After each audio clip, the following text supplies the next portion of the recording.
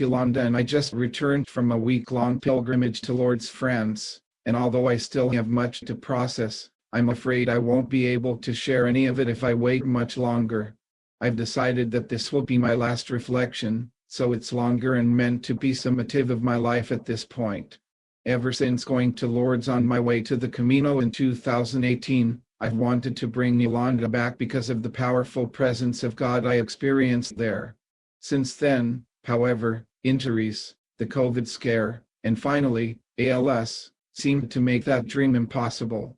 About the time of my 65th birthday, the desire welled up in me again, but this time much more strongly than ever before, as if we were being called to go there.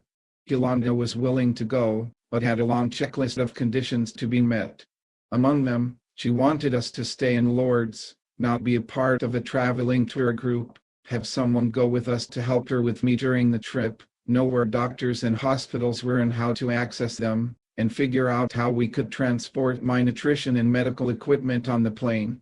Just a few days later, and without knowledge about what Yolanda and I had been discussing, a friend from our parish sent me a link to a video of a woman who was healed at Lourdes of the exact type of ALS I have.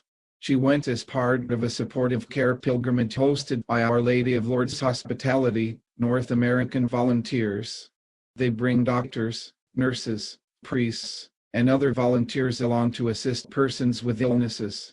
After watching the video and realizing that her conditions were going to be met, she also felt we were being called to go. We contacted the organization, made arrangements, and prepared for the trip. I had made a pact with my friend Ernie to try to go back to Lourdes with our wives, so we passed the information on to them. Sadly, as I've already shared, Ernie passed away 2 months before the trip. His wife Lisa decided to still go and asked one of her sons to take his father's place. In a beautiful show of support, her daughters decided to go on their own and meet them there.